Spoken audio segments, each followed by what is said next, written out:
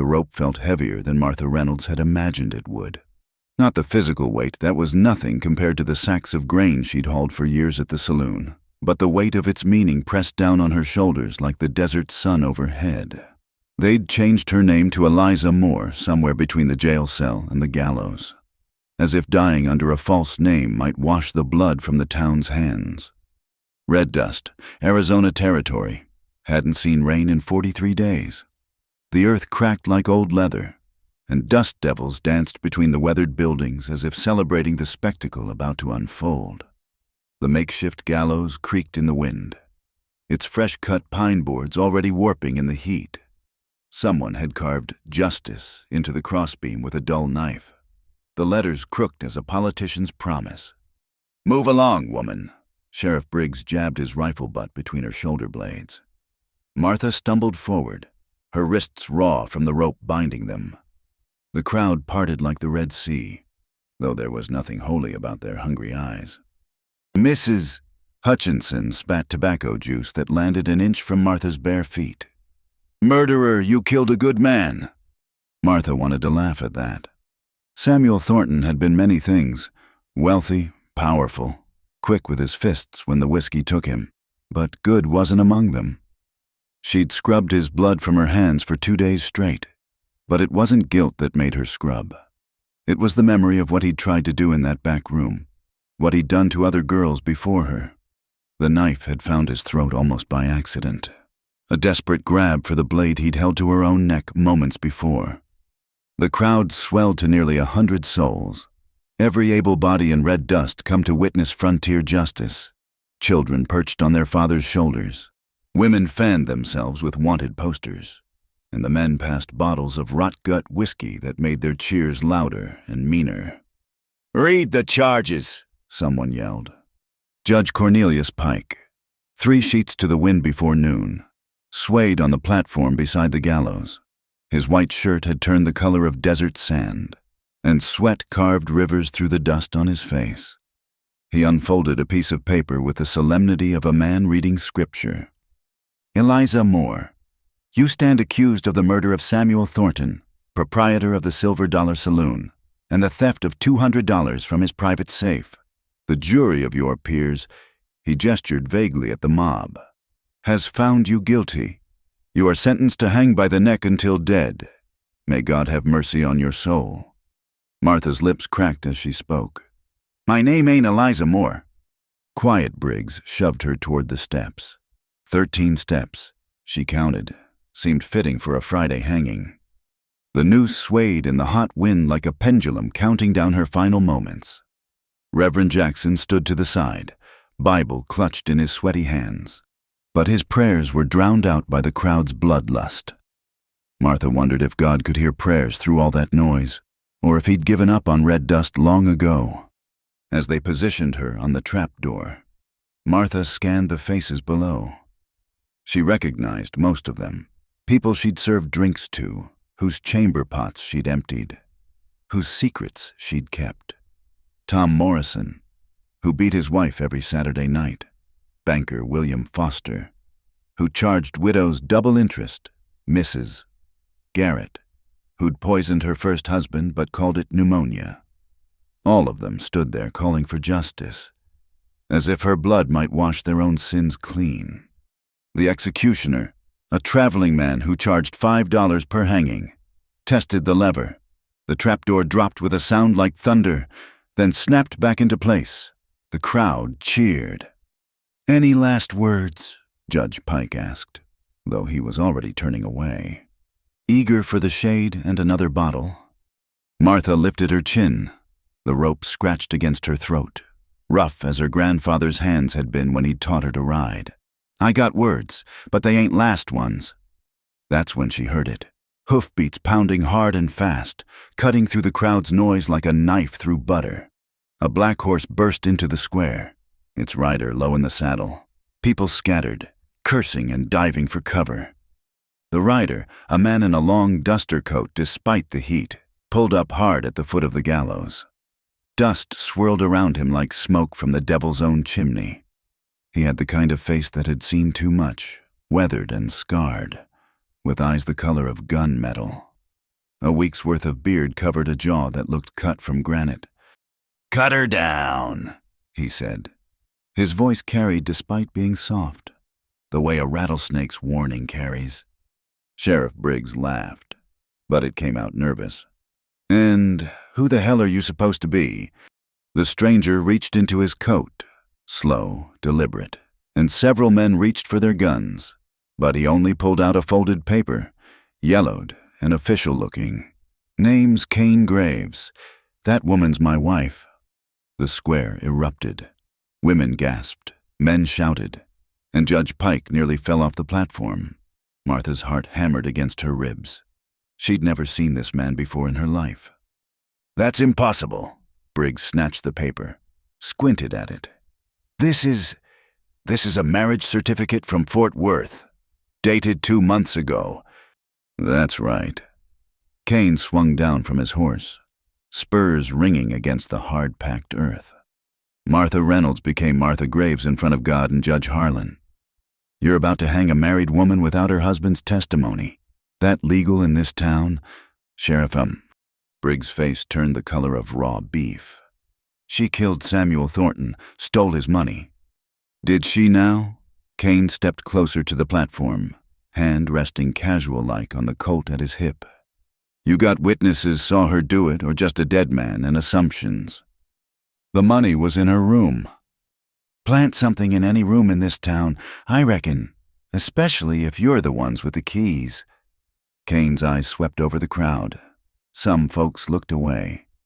"Besides, way I hear it, Thornton wasn't exactly gentle with his girls. Man like that, lots of people might want him dead." The crowd's bloodlust wavered, turning uncertain. Martha watched it all through a haze of disbelief. The stranger Kane moved like a man who danced with death so many times they were old friends. Everything about him screamed danger, from the tied-down holster to the way he kept his right side angled toward the sheriff. Judge Pike cleared his throat. "The certificate appears genuine, but nothing." Kane's voice dropped lower. "You got 2 choices. Judge, cut her down and let me take my wife home, or explain to the territorial governor why you hanged a woman without proper investigation. Governor's mighty particular about due process these days, especially when it comes to married women." Martha caught something in his tone, a threat wrapped in legal talk. She'd heard Samuel use the same voice when he wanted something from the town council. "This is horseshit," someone yelled from the crowd. "She's a murderer." Kane turned toward the voice, coat flaring open to show a second gun. "You calling me a liar? Friend." The man stepped back, suddenly interested in his boots. Sheriff Briggs looked to Judge Pike, who looked to the crowd, who looked at each other.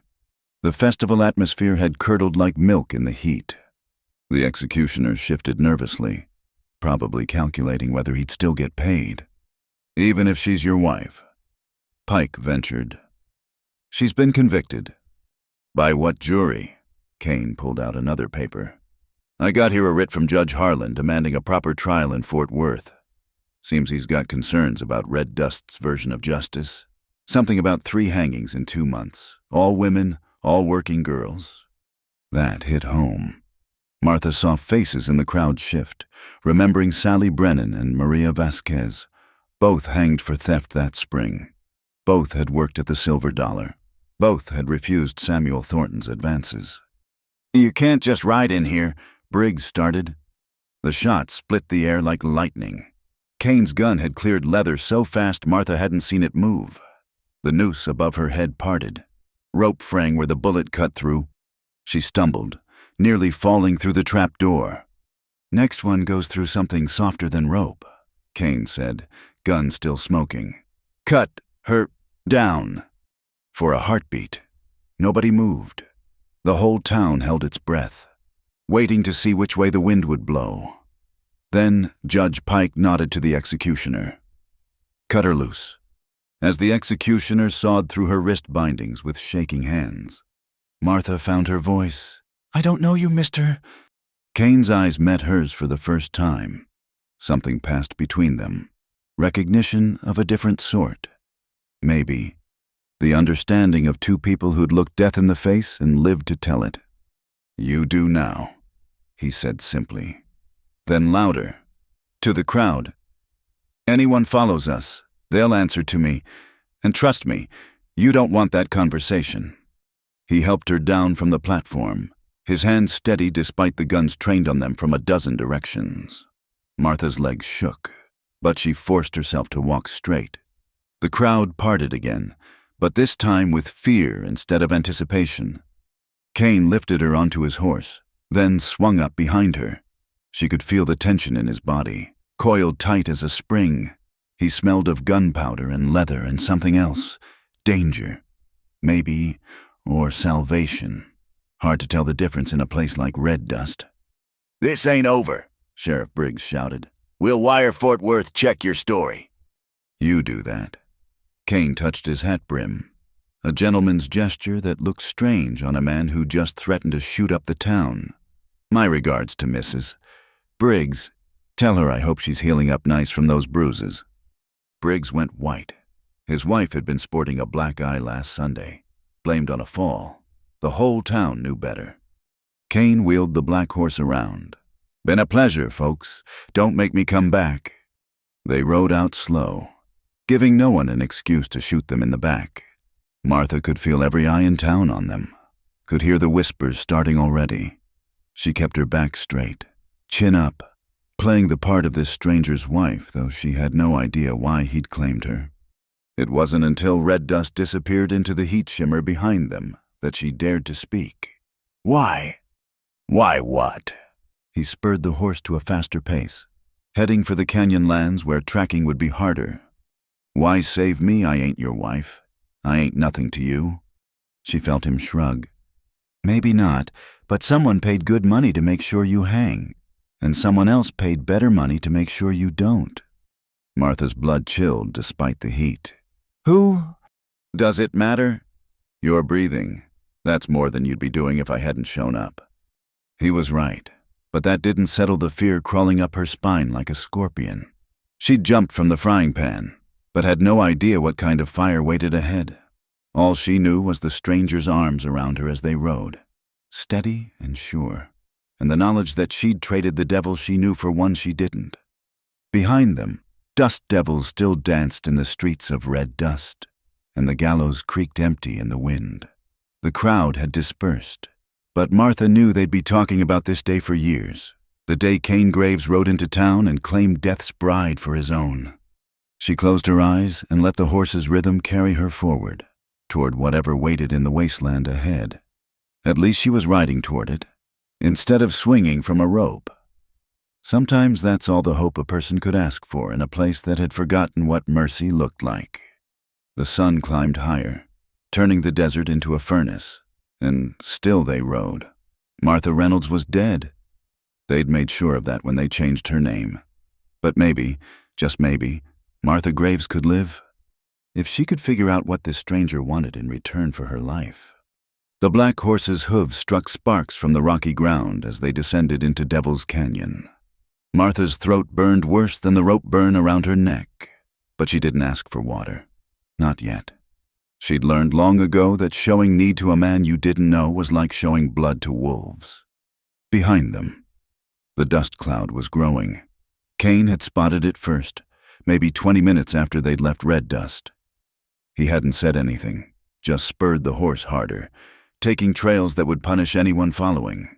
The animal was lathered with sweat, foam flecking its mouth, but it kept going like it understood what was at stake. "They're coming," Martha said. It wasn't a question. "Yep." Cain guided the horse down a treacherous slope, loose shale sliding beneath its hooves. Briggs ain't the type to let things go. His pride's hurt worse than a stepped-on rattler. The canyon walls rose around them, red as dried blood. The temperature dropped maybe 10 degrees in the shade, but it was still hot enough to bake bread on the rocks. Martha's dress, the same one she'd worn to her hanging, was soaked through with sweat. She could smell herself, fear and dirt, and 3 days in a cell without washing. "How many?" she asked. 8, maybe 10, posse riders. Briggs'll promise them part of the bounty." "What bounty?" Kane was quiet for a moment, navigating a narrow ledge where one wrong step would send them tumbling into the ravine below. "The one on your head, $1,000, dead or alive." Martha's stomach dropped. $1,000 was more money than most folks saw in 5 years. "That's impossible. I'm nobody. I scrub floors and serve drinks." "You killed Samuel Thornton. That makes you somebody." They reached a wider section of the trail, and Kane urged the horse into a canter. Martha grabbed his arm to keep from sliding off, feeling the iron-hard muscles beneath his coat. Everything about this man was hard. His face, his voice, his body. Like he'd been forged instead of born. "There," he said suddenly, pointing to a gap in the canyon wall. "Hold tight." He yanked the reins hard left, and the horse scrambled up a hidden path barely wide enough for a man on foot. Rocks tumbled down behind them, and Martha bit back a scream as the ground dropped away inches from the horse's hooves. They climbed for what felt like hours but was probably minutes, until they emerged onto a narrow shelf of rock overlooking the main trail. Kane swung down, then lifted Martha off like she weighed nothing. Her legs buckled, and he steadied her with one hand while leading the horse into the shadow of an overhang. "Stay quiet," he murmured, pulling his rifle from the saddle. "They'll pass below in a few minutes." Martha pressed herself against the rock wall, watching as he positioned himself at the edge of the shelf. He moved with the economy of someone who'd done this before, many times. Set up an ambush, waited for men to die. The posse appeared 5 minutes later, riding hard up the canyon. She counted 9 men, Briggs in the lead. They'd brought dogs, 2 bloodhounds straining at their leads, noses to the ground. Her heart sank. Dogs would find them eventually, overhang or no overhang. Kane watched them pass, rifle steady but unfired. When the last rider disappeared around a bend, he lowered the weapon. "Why didn't you shoot?" Martha whispered. "Because killing lawmen brings more lawmen, and because those dogs are going to lead them straight into Comanche territory." He pointed north, where the canyon opened into Badlands. Apache raiding party hit a wagon train there last week. Comanches came to collect what the Apache left. They don't much care for trespassers. "You're sending them to die." "I'm letting them choose their own path."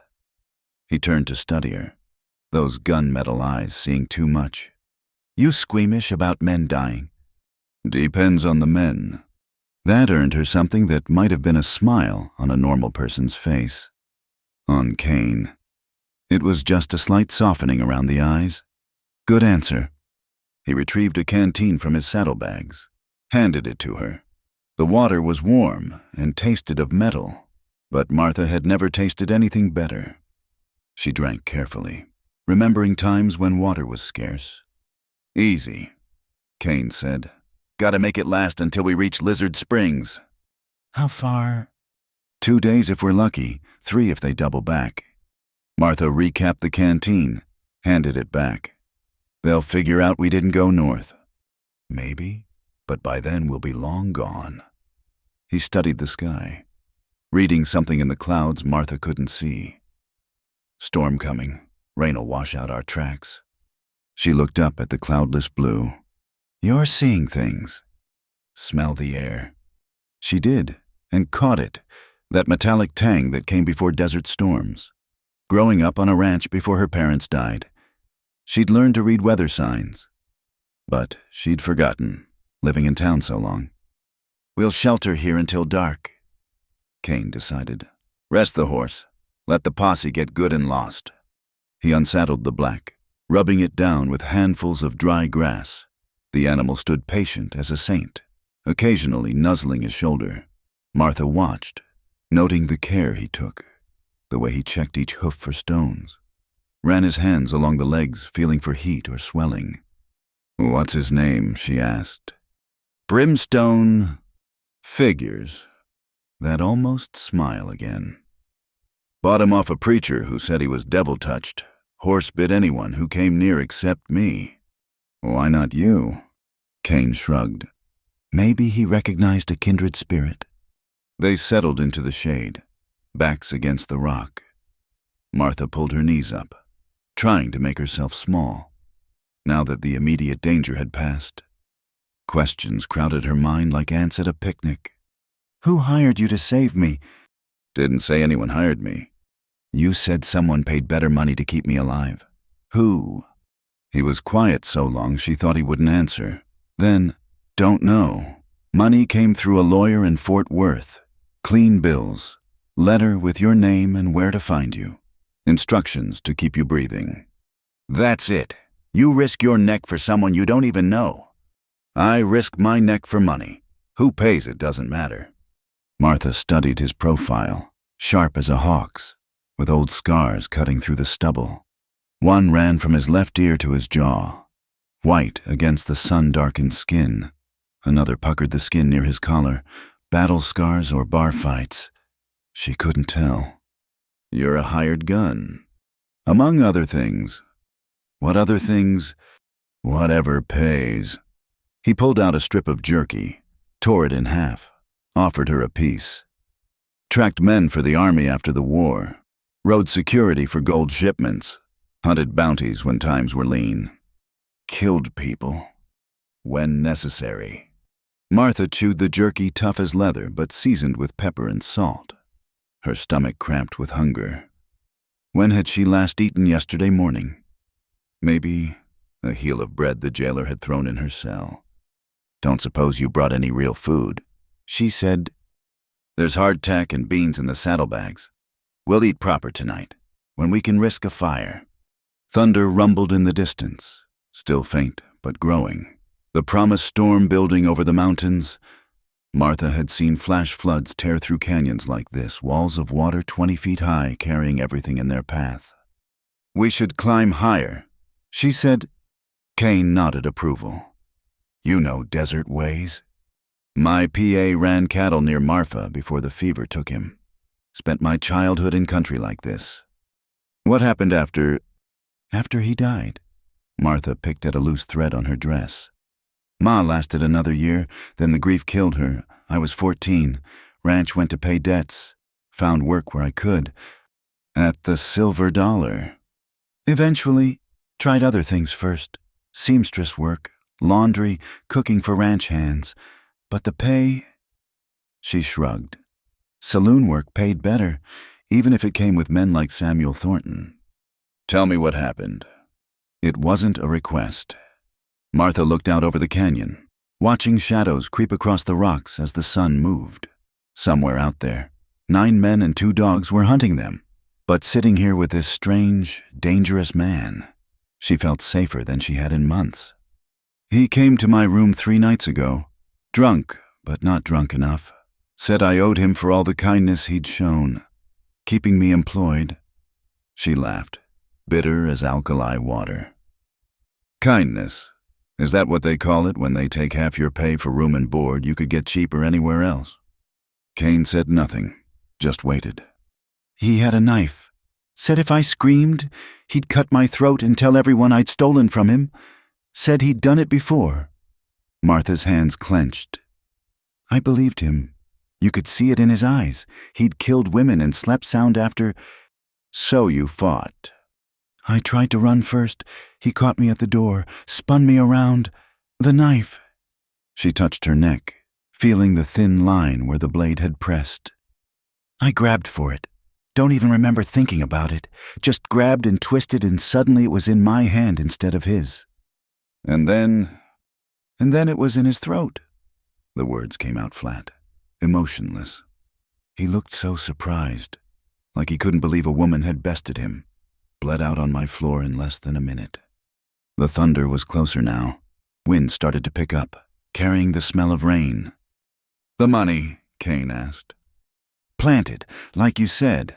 I was trying to clean up the blood when they burst in. Sheriff had a bag of cash ready. Said I'd robbed the safe after killing him. She spat, as if I knew the combination. As if Samuel would trust anyone with that.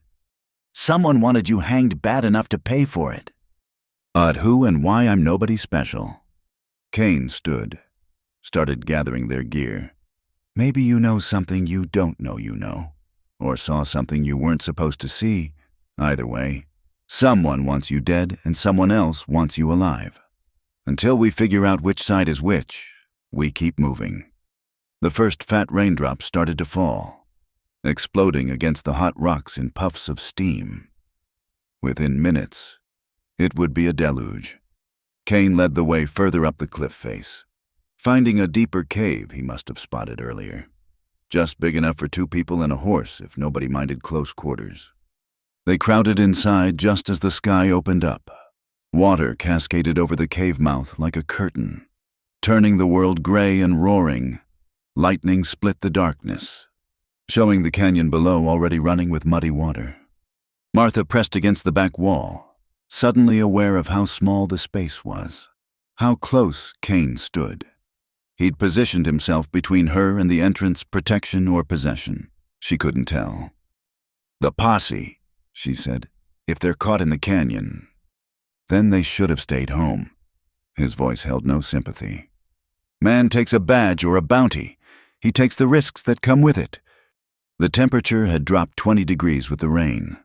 Martha shivered in her sweat-soaked dress. Without a word, Kane shrugged out of his duster and draped it around her shoulders. It smelled of leather and gunpowder and man, and it was still warm from his body. "Thank you," she murmured. He grunted, checking his weapons with practiced motions. Water dripped from his hat brim, and his shirt clung to shoulders broad as an oak door. Martha found herself staring at his hands as he worked, scarred and capable, gentle with the mechanisms of death. "What happened to your back?" she asked suddenly. He stilled. "What?" "When you took off your coat, saw scars through your shirt. Whip marks." "War," he said shortly. "Which side? Does it matter both sides bled red?" Fair enough. The war had ended 7 years ago, but men still carried it with them, in their bodies, in their souls, in the empty looks they got when the memories came calling. "You should sleep," Kane said. "Be a long ride tomorrow." "What about you?" "I'll watch. For what nothing's moving in this storm. Habits keep you alive out here. Sleep." Martha curled up in the corner, his coat wrapped around her like armor.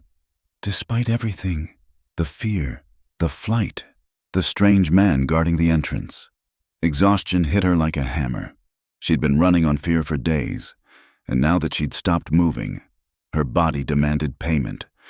But before she slept, she had to know one thing. "Kane. Are you planning to kill me?" He turned to look at her, water still dripping from his hat. Lightning flashed, turning his eyes silver for an instant. "If I was, you'd already be dead." That's not exactly reassuring. "It's the truth. Someone paid for you to live. Until that changes or the money runs out, you're under my protection." "And when the money runs out?" He turned back to watching the storm. "Then we'll see who you really are, Martha Reynolds, and whether you're worth keeping alive." Martha pulled the coat tighter and closed her eyes. Outside, the storm raged, washing away their tracks and maybe the posse too. Inside, she shared a cave with a killer who'd promised to protect her for money. She'd lived through worse arrangements. As sleep took her, she thought she heard him humming some old tune from the war, maybe, or a hymn his mother taught him before he became what he was. It was almost gentle, that humming, almost human. But then again, even devils had been angels once. The cave still smelled of rain and horse when Martha woke to find Kane gone. His duster lay across her like a blanket, but the man himself had vanished as quiet as smoke. Panic seized her throat until she spotted Brimstone still tethered near the entrance, dozing with one hip cocked. Morning light filtered through the cave mouth, painting everything gold. The storm had passed, leaving the desert washed clean and dangerous as a fresh sharpened blade. Martha stood, joints protesting after sleeping on stone, and peered outside. Kane crouched at the cliff edge, studying something in the mud below. He'd changed shirts. This one was dark blue, less torn than yesterday's.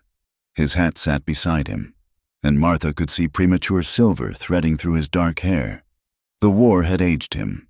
Maybe, or the life that came after. "Morning," she called softly. He didn't startle, just glanced back. "Coffee's in the saddlebags. Still hot." She found the battered pot wrapped in cloth, the coffee black as sin and twice as bitter. But it was warm, and it was real. And after 3 days of jail slop, it tasted like heaven's own brew. "See anything?" she asked, joining him at the edge. Posse turned back about midnight, found their tracks heading south. He pointed to marks in the dried mud she couldn't read.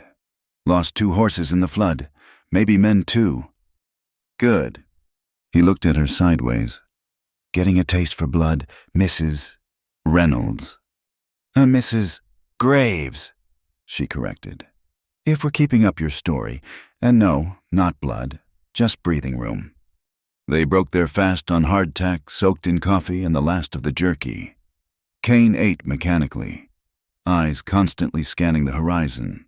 Martha wondered if he ever truly relaxed, or if this vigilance was carved into his bones. "We'll reach Lizard Springs by nightfall," he said, brushing crumbs from his hands. "Can resupply there, get you some proper clothes." Martha looked down at her ruined dress. 3 days in a cell, a near hanging, and a flight through storm-swept canyons hadn't improved it any. "With what money, everything I had was in my room." "My employer was generous." He stood, started readying brimstone. "Besides, can't have my wife looking like she crawled out of a mine shaft." That word again, wife, it sat strange on her tongue, this lie that had saved her life. Martha wondered how long they'd have to play this game, and what would happen when it ended. They rode through the morning, following game trails and creek beds, always staying off the main routes.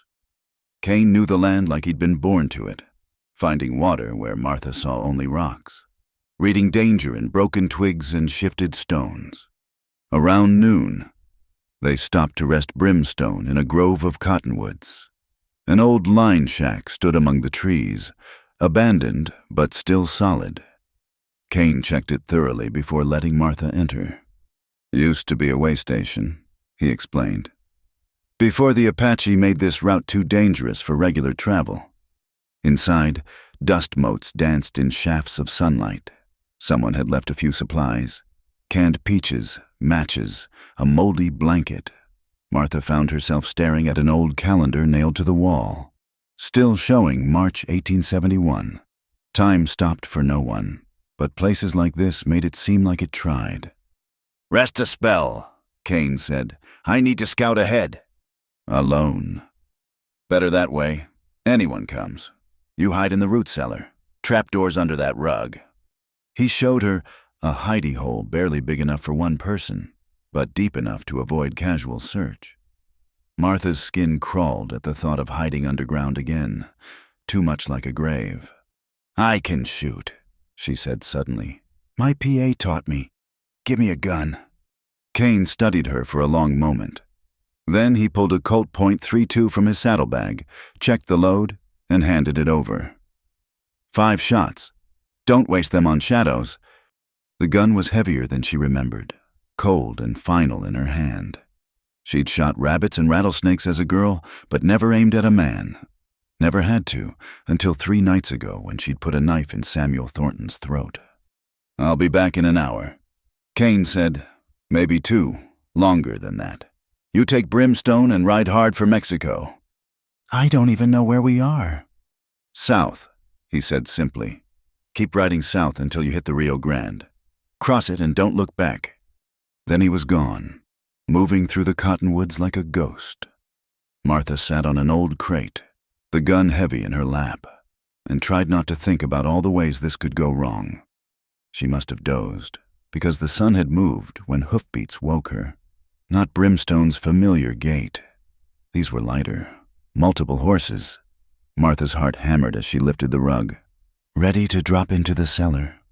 But through the cracked window, she saw Kane returning. He wasn't alone. A Mexican trader led 2 pack mules, their sides bulging with supplies. The man was all smiles and gold teeth, chattering in a mix of Spanish and English. "A mayor precio, señor. Best price for you, these mules. They strong like oak.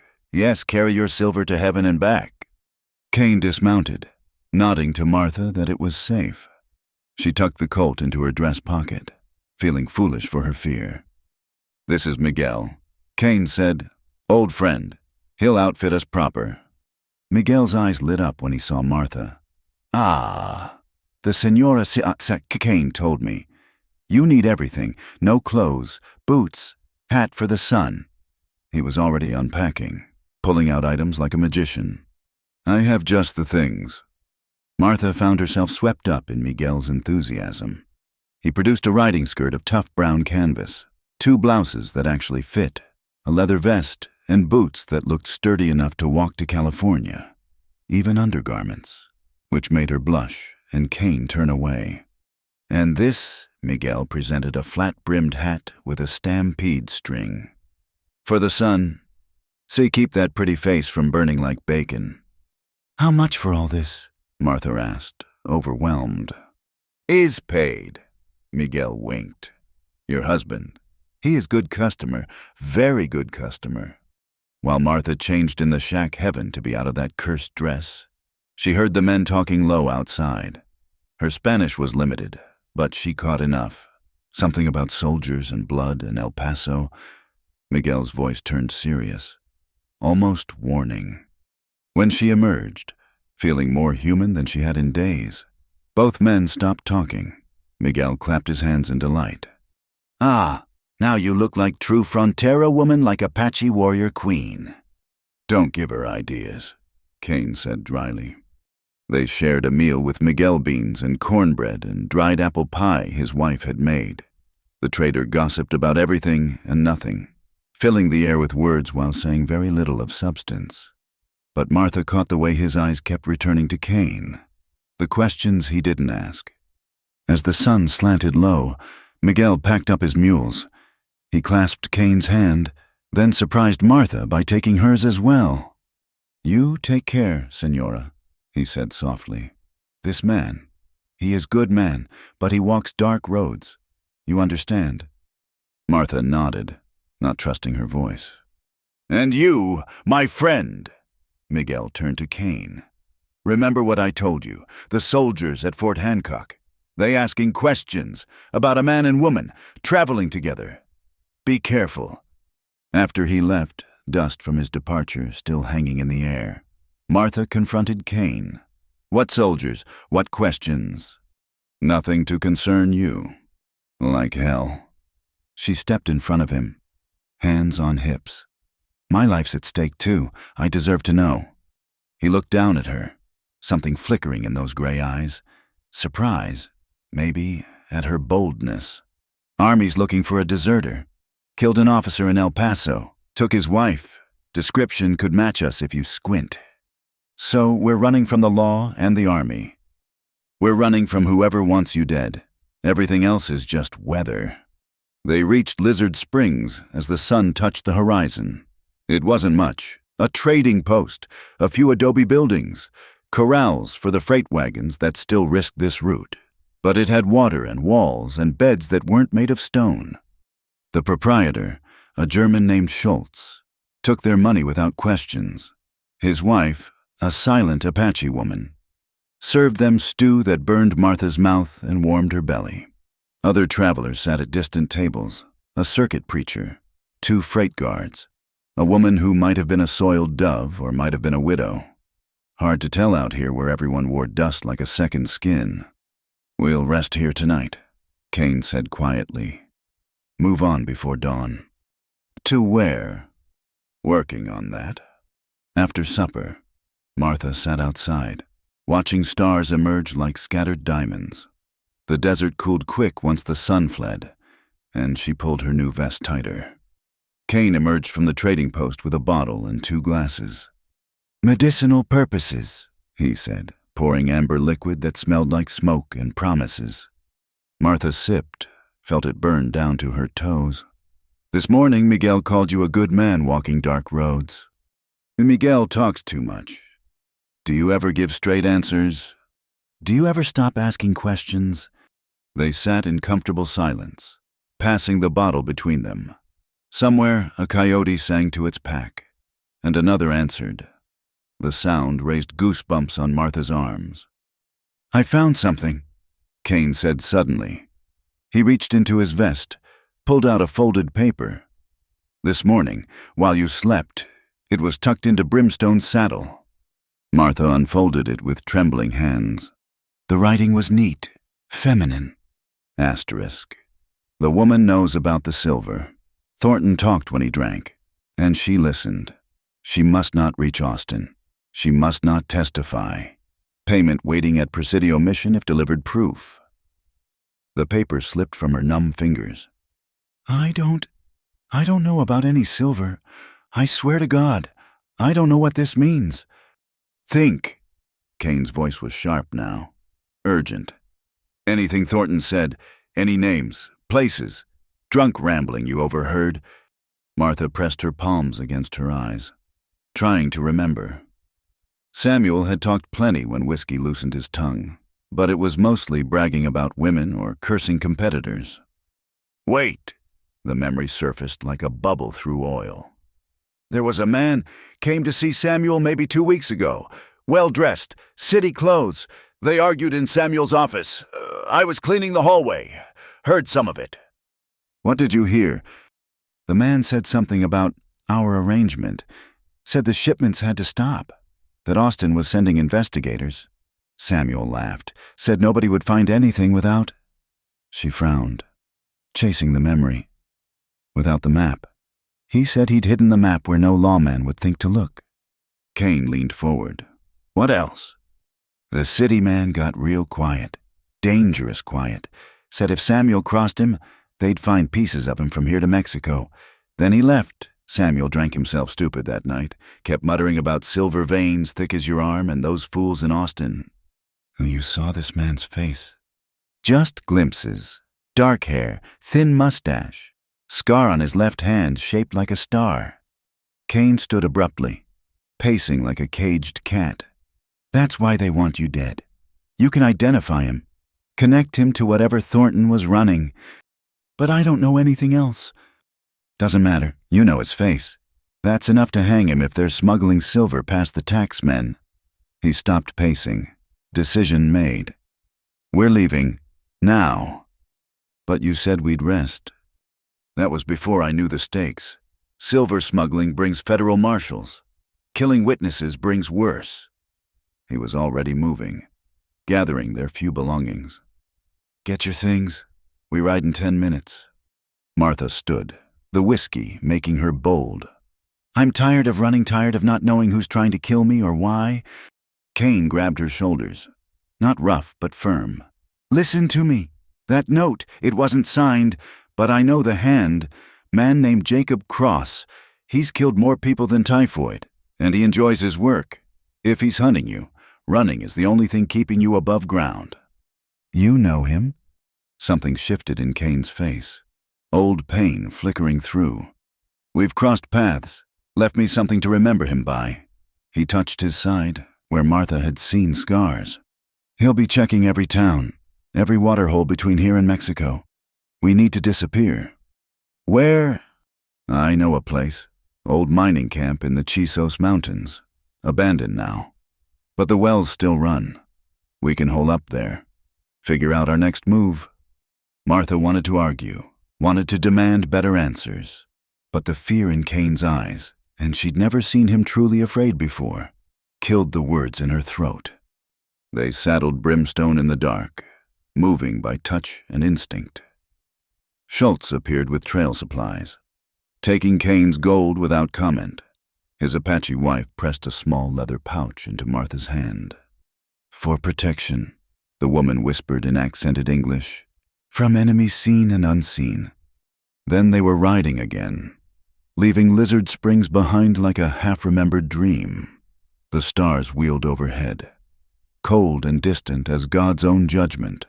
Martha clutched the reins of her new mount, a steady mare Kane had bought from Schultz, and tried not to think about Jacob Cross out there somewhere, following their trail with death in his heart. "Kane," she called softly. "Yeah." "That paper you found, how do you know Cross's handwriting?" He was quiet so long she thought he wouldn't answer. Then, he wrote me once, after he killed my wife, said I should know who to thank for the lesson in loss. Martha's blood chilled. She wanted to say something, anything, but words seemed small as pebbles against that kind of grief. They rode through the night, two damaged souls fleeing toward mountains that promised shelter but no peace. Behind them, death followed with a killer's patience. And somewhere ahead, answers waited like rattlesnakes in the dark, dangerous to seek, deadly to find. The abandoned mining camp clung to the mountainside like a broken promise. Weathered shacks tilted at drunken angles, their walls silver gray from years of sun and neglect. Rusted equipment lay scattered among the rocks. Pickaxes, ore carts, dreams that had died when the silver played out. "Home, sweet home," Kane muttered, guiding Brimstone through the maze of collapsed structures. They'd ridden for 2 days straight, stopping only to water the horses and chew cold biscuit. Martha's body ached in places she'd forgotten existed, but she hadn't complained. Something had changed after Lizard Springs, a hardening in her spine. Maybe, or just the knowledge that showing weakness now might get them both killed. The main shaft gaped like a mouth in the mountain, braced with timbers that looked ready to give up their ghost. Kane steered clear of it, heading instead for a stone building that had weathered better than the rest, the old assay office, built to last because it once held silver and records and other things worth protecting. "Wait here," he said, dismounting smooth despite the exhaustion Martha could see in the set of his shoulders. She watched him check the building, gun drawn, moving through shadows like he belonged to them. When he emerged and nodded, she practically fell off her mare. Her legs buckled, but she caught herself on the saddle, pride the only thing keeping her upright. "There's a well out back," Kane said, already working to unsaddle the horses. "Still sweet, and the roof solid enough to keep rain out." Inside, dust lay thick as winter snow. But the walls stood true, and the iron stove in the corner looked serviceable. Martha found herself cataloging necessities: water, shelter, defense points. When had she started thinking like a soldier? "I'll gather wood," she offered. "No," Kane's voice was sharp. "No fires until I scout the area. Smoke can be seen for miles." "Then how do we eat?" "Cold rations tonight, tomorrow." He shrugged. "Tomorrow we'll see who else knows about this place." They made camp in silence, each lost in their own calculations. Martha swept out the worst of the debris while Kane tended the horses. She found old ledgers in a drawer, pages detailing ore yields and pay records, dead men's names and dead men's hopes. As darkness fell, they sat on the floor sharing water and dried meat. The temperature had dropped with the sun, and Martha pulled her vest tight. Through a gap in the boards, she could see stars emerging like spilled salt across black velvet. "Tell me about your wife," she said suddenly. Kane went still as stone. For a long moment, she thought he wouldn't answer. Then, "Sarah. Her name was Sarah. How did you meet?" "Her father ran a freight business out of Amarillo. I was hired to guard a shipment. Got myself shot up pretty bad fighting off bandits. Her father brought me to their home to heal. Sarah was the one who nursed me back." Martha could picture it, a younger Kane, maybe less scarred, less hard. A woman gentle enough to see past the violence to something worth saving. She had hands soft as cottonwood fluff. He continued, voice distant, could make anything grow. Had a garden behind the house, tomatoes, beans, flowers I couldn't name. Used to say she was practicing for when we had our own place. "What happened?" "I happened." The words came out bitter as bad coffee. "Made enemies in my line of work. One of them decided hitting me wasn't enough. Had to hit what I loved." Martha wanted to reach out, offer some comfort, but didn't know how. Men like Kane didn't accept comfort easy. It was like trying to pet a wolf. "Cross?" she asked. "Cross waited until I was gone on a job. Sarah was alone except for her father, and he was old, sick with consumption. Kane's hands clenched and unclenched. Found them both when I got back. Note pinned to the door with her hairpin. I'm sorry. Sorry doesn't raise the dead. They sat in silence, heavy as lead.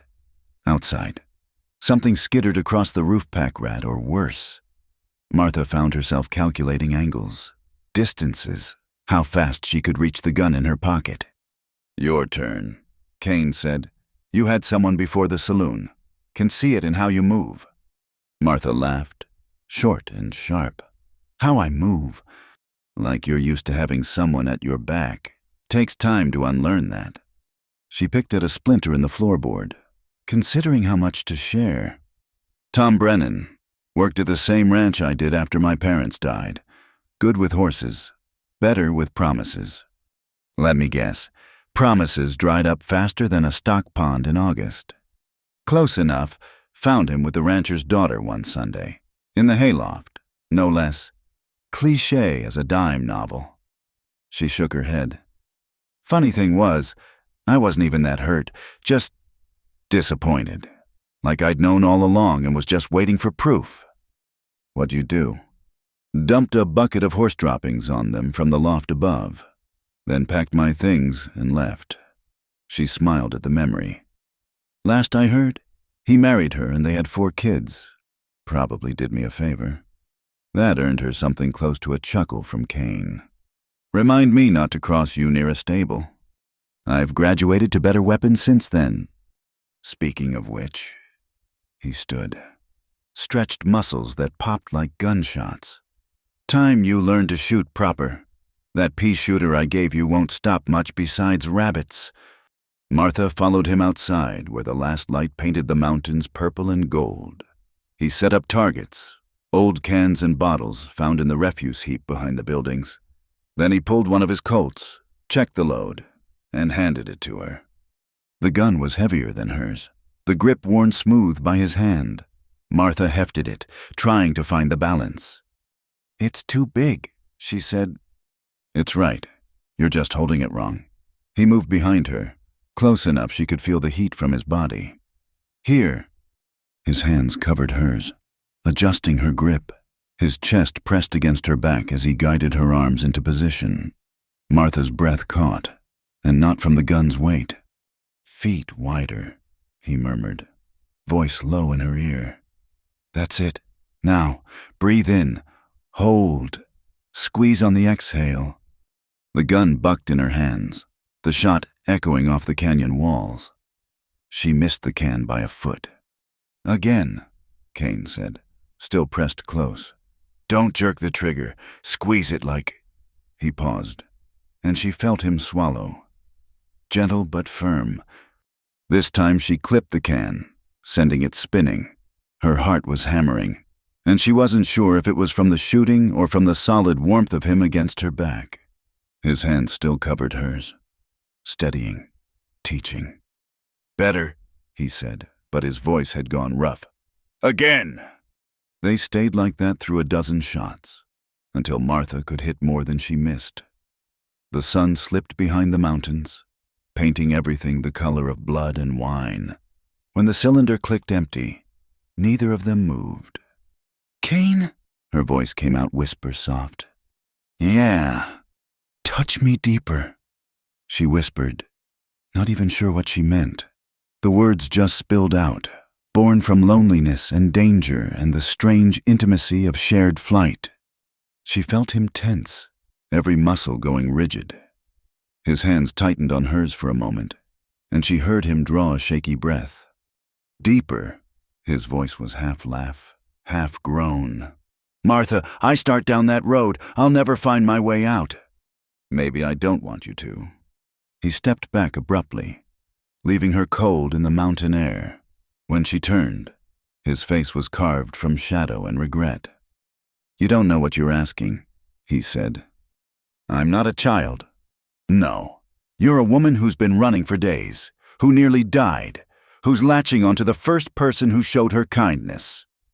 He holstered his gun with sharp, efficient movements. That's not real. That's just fear looking for comfort. The words stung worse than a slap. Martha lifted her chin, pride flaring hot.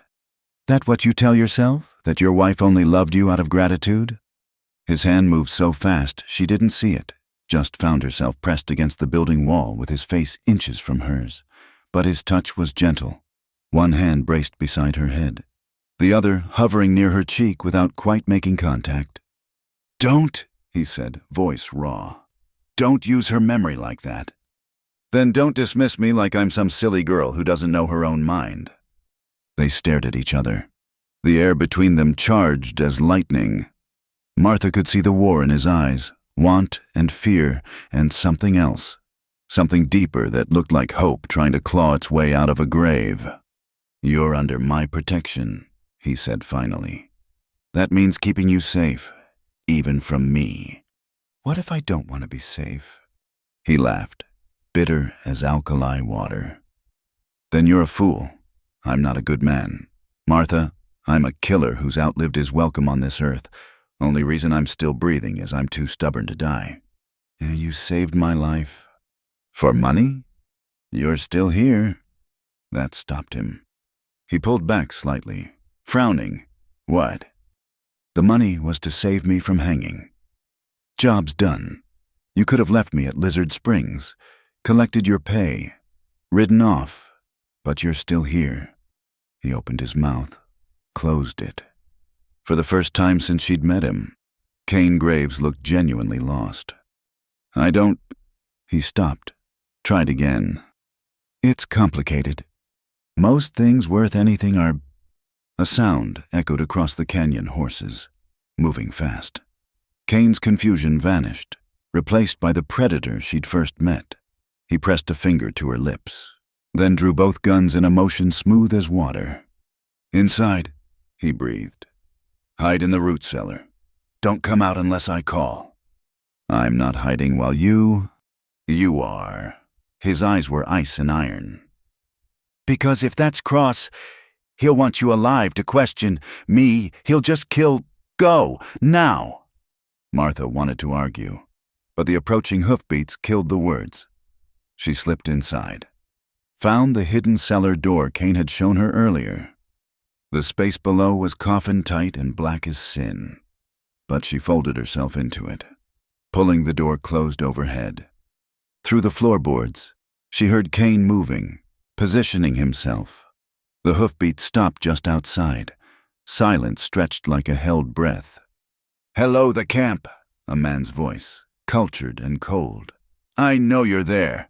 Graves, saw your tracks plain as day." Martha's blood chilled. "Cross, it had to be." "Come on out," the voice continued. "Let's discuss this like civilized men. You have something I want. I have something you need, namely, your continued existence." Kane's laugh carried through the walls. "Civilized, that what you called it when you gutted my wife." "Ah, still carrying that torch. How touching, though I must say, your new woman is quite fetching.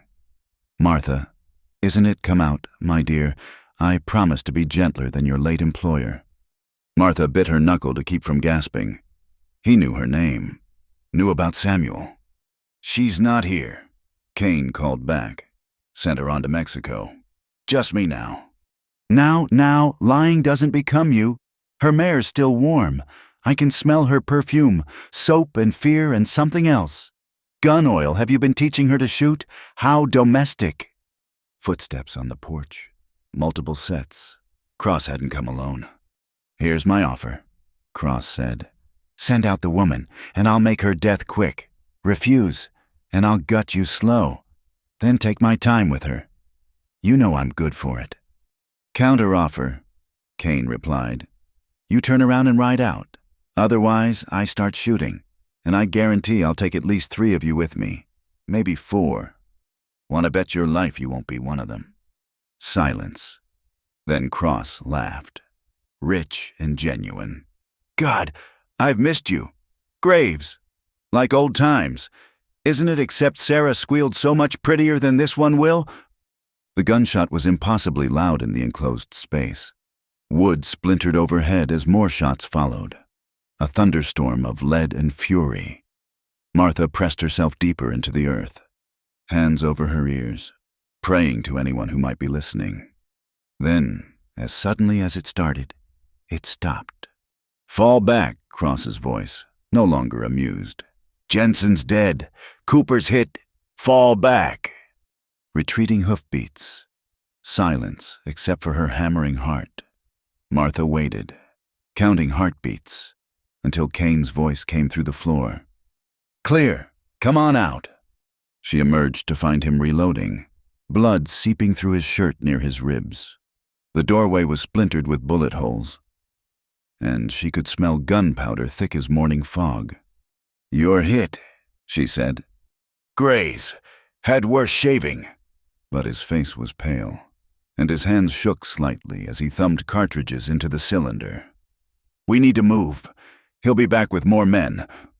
"Where can we go? He found us here." "I know a place, but it means riding hard through the night. Can you do it?" Martha looked at this man who'd killed for her, bled for her, who pushed her away with one hand while pulling her close with the other. Complicated, he'd said. That was one word for it. "I can do whatever needs doing," she said. Something passed across his face. Pride, maybe, or recognition. "Get the horses ready. I'll gather what supplies we can carry. We've got maybe an hour before he regroups." As she headed for the horses, he caught her arm. "Martha, what you said before." "It's fine. You were right. Fear looking for comfort." "No." His grip tightened. "No, I wasn't right. I can't lose someone else. Not like that. Not again." She covered his hand with hers. "Then don't. Keep us both alive, and we'll figure out the rest after." He nodded, something easing in his eyes. Then the moment broke, and they were moving, preparing for another flight into darkness. But something had shifted between them, subtle as a change in the wind, a possibility acknowledged, if not acted on. Outside, vultures circled where Cross's man had fallen. The mountains watched, patient and eternal, as two souls prepared to run again. But this time, Martha thought, they'd run together, not just in body, but in purpose. And maybe, just maybe, that would be enough. The narrow canyon pressed in on both sides like the jaws of some ancient beast. They'd been riding for 3 days since fleeing the mining camp, doubling back on their trail, crossing streams to break their scent, doing everything Kane knew to shake pursuit. But the riders were still there, hanging on like wolves tracking wounded prey. "How many?" Martha asked, squinting at the dust cloud rising from the valley below. 6, maybe 7. Kane lowered his field glasses, face grim. Cross brought friends this time. They'd holed up in a box canyon, high ground with only one way in or out. Good for defense, bad for escape. The morning sun painted the rocks red as dried blood, and already the heat was building toward another scorching day. "We can't keep running," Martha said. "The horses are done." She was right. Both mounts stood with heads low, ribs showing through their hides. They'd pushed too hard, too far. Another day like this would kill the animals, leave them on foot in hostile country. Kane studied the canyon walls, calculating.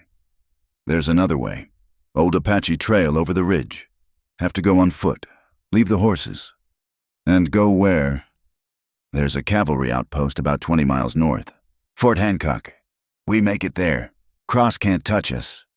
Martha laughed, bitter as barrel cactus. "The same fort where soldiers are asking questions about us? That's your plan." "Better than dying here." A shot cracked across the canyon, rock chips exploding near Martha's head. She dropped flat, heart hammering. More shots followed, seeking their range. "Damn," Kane muttered. "They're closer than I thought." He returned fire, his rifle speaking in measured beats. Martha heard a yelp from below. Someone hit or just scared. Either way, it would slow them down. "We move now," Kane decided. "Take only what you can carry. Water, ammunition, nothing else." They gathered their meager supplies, Martha's hands shaking as she filled canteens. This felt different from their other escapes. Final, somehow, Like the world was shrinking down to this canyon, these rocks, this moment. The Apache Trail was barely visible, just hand and footholds carved into sheer stone by people who'd been climbing these mountains since before memory. Kane went first, testing each hold, Martha following close behind. Below, shots continued to pepper their former position. Halfway up, Martha's foot slipped. For a terrifying moment, she hung by her fingertips, empty air yawning beneath her. Then Kane's hand caught her wrist, hauling her up with strength that seemed impossible for a wounded man. "Don't look down," he said. "Just climb." They reached the ridge as Cross's men gained the canyon floor. Martha could see them clearly now, hard-faced men with bounty hunter written in every line. Cross himself sat his horse in the center, immaculate despite the chase. He had the look of a man who enjoyed his work. "There," one of the hunters pointed, "on the ridge." "Move," Kane urged, pushing Martha ahead. They ran along the ridgeline, rocks sliding treacherously under their boots. Behind them, Cross's men dismounted, starting their own climb. They were fresher, faster. The gap was closing. A bullet whined past Martha's ear. Another tugged at her shirt. She zagged left, following Kane into a field of massive boulders. They dove behind cover as lead sparked off stone all around them. "Keep going," Kane shoved her forward. "I'll hold them." "No," she grabbed his arm. "We stay together or not at all." He looked at her, something fierce and desperate in his eyes. Then he nodded. "Together, then, but we make our stand soon. Can't outrun them much longer." They retreated deeper into the rocks, Kane firing to keep their pursuers' heads down. Martha had her Colt out now, adding her shots to his. She'd gotten better these past days, good enough to make men duck if not fall. The boulder field ended at a sheer drop 60 feet down to jagged rocks. Trapped. "Well," Kane said, checking his ammunition, "this is unfortunate." "Despite everything," Martha laughed. "That's one word for it." They set up behind the largest boulder, preparing for the end. Martha had maybe 10 rounds left. Kane had more, but not enough. Not nearly enough. "Martha," he said quietly, "whatever happens, don't." She touched his face, felt the stubble and scars. "No deathbed confessions. We're getting out of this." "Woman, there's 6 of them and 2 of us, and we're backed against a cliff." "Then we'd better shoot straight." The first attacker showed himself, trying to flank their position. Kane's rifle barked, and the man spun backward, clutching his shoulder. Another tried from the opposite side. This time, Martha fired, her shot taking his hat off and sending him scrambling for cover. "Nice shooting," Kane said. "I had a good teacher." For a few minutes, they held them off. Every time someone tried to advance, either Kane or Martha would drive them back. But ammunition ran low, and Cross's men were patient. They could afford to be. Graves, Cross's voice echoed among the rocks. "This is tedious. Send out the woman and walk away. You've done your job, collected your pay. No need to die for her." "Go to hell. Cross." "Been there, found it boring." A pause. "Tell me, does she know the truth yet about who hired you, about why someone wants her alive?" Martha looked at Kane. "What's he talking about?" "Mind and games. Ignore him." But Cross wasn't done. "Oh, she doesn't know how delicious. Tell me, Martha dear, did you think it was coincidence that Graves showed up just in time, that someone happened to hire the one man in Texas who had a personal grudge against me?" "Shut up!" Kane roared, firing toward Cross's voice. "The truth is so much more interesting than fiction," Cross continued, unconcerned. "You see, my dear, the person who hired Graves to save you is the same person who wants that silver shipment protected, the same person who had Samuel killed when he got too greedy." Martha's mind reeled. "That doesn't make sense." "Doesn't it? You're a witness, yes, but not to what you think. You can identify me. True. But more importantly, You can identify the man who visited Samuel, the man with the star-shaped scar. Enough, Cain stood to fire. And that's when everything went wrong. A rifle cracked from an unexpected angle. Cain grunted, spinning sideways. Blood bloomed across his chest, and he went down hard. Cain? Martha dropped beside him, pressing her hands against the wound. Blood seeped between her fingers, hot and terrifying. Run, he gasped. Cliff, jump! Water below! I'm not leaving you. Martha. His hand caught hers, sticky with blood. Not your fight. Like hell it isn't. She heard boots on rocks. They were coming, emboldened by Cain's fall. Martha looked at her Colt. 3 shots left, then she looked at the cliff edge, remembering something her father once said about the old Spanish gold mines. How they always dug near water, following underground rivers. Can you stand? She asked Cain. What? Can you stand, yes or no? Maybe. Why? Because we're jumping. His eyes widened. That's a 60-foot drop onto rocks. No. She'd seen it during their fight. Sunlight glinting off something at the base of the cliff. There's water down there. A pool. Has to be. Or those rocks would be dusty brown, not dark. You're insane. Probably.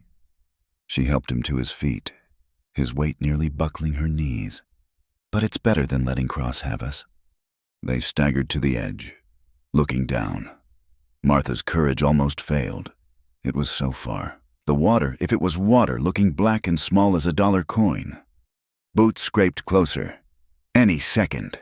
Cross's men would round the boulder and it would be over. Together, Cain asked, weaving on his feet. Together. A man appeared, gun rising. Martha shot without thinking, her bullet taking him center mass. He fell backward with a surprised expression. Now, she yelled. They jumped. The fall lasted forever and an instant. Wind roared past Martha's ears. She had time to think this was madness, time to wonder if she'd killed them both, time to see Cain falling beside her, his coat spreading like wings. Then impact. The water was shockingly cold and deeper than she'd dared hope. Martha plunged down, until her boots touched bottom. She kicked hard, lungs burning, breaking the surface with a gasp that echoed off the canyon walls. Cain, she spun, searching, nothing but ripples. Cain! He surfaced 10 feet away, face gray with pain and shock. Martha swam to him, got an arm under his shoulders. He was barely conscious, dead weight threatening to drag them both down. The pool was larger than it had looked from above, fed by an underground river that emerged from the canyon wall. Martha dragged Cain to a ledge of stone, hauling him out with strength born of desperation. Above, she could hear Cross shouting, his men arguing about whether to follow. Let them try. The jump had nearly killed her, and she wasn't shot. Cain's breathing was labored, blood spreading across the wet stone. Martha tore strips from her shirt, packing the wound. The bullet had hit high on the right side, maybe collapsed a lung, maybe worse. He needed a doctor, and soon. Hey, she said, patting his cheek. Stay with me. You don't get to die after a stunt like that. His eyes fluttered open. Did we make it? We made it, but you're hurt bad. I need to get help. No, Cross thinks we're dead. No one's following us down here. She hoped that was true. There's a cave back there. Leads deeper into the mountain. I'm going to drag you inside, then find a way out. Martha. He caught her hand. The truth. What Cross said, I don't care. And she found she meant it. Whatever conspiracy you're tangled in, whoever hired you, I don't care. You jumped off a cliff for me. That's all I need to know. Something eased in his face. Stubborn woman. Damn right. She fashioned a travois from driftwood and her torn vest. ignoring the impropriety of working in her undergarments. Modesty seemed foolish when death was sniffing around their heels. The cave was cool and deep, with passages leading into darkness. Martha dragged Cain as far as she dared, then made him as comfortable as possible. "I'll be back," she promised. "Few hours at most. Don't you dare die while I'm gone." Wouldn't dream of it. She left him her canteen and the last of their food, keeping only her Colt with its final 2 shots. The underground river had carved other exits. She could feel air movement, smell sage and creosote from somewhere ahead. As she plunged into the darkness, feeling her way along smooth stone walls, Martha realized she'd changed. The woman who'd stood on those gallows would have been terrified, helpless, but that woman was dead as surely as if the rope had done its job. In her place stood someone harder, someone who could jump off cliffs and crawl through darkness and do whatever it took to save the man who'd saved her. Behind her, Cain's labored breathing echoed off stone. Ahead, somewhere in the maze of passages, daylight waited.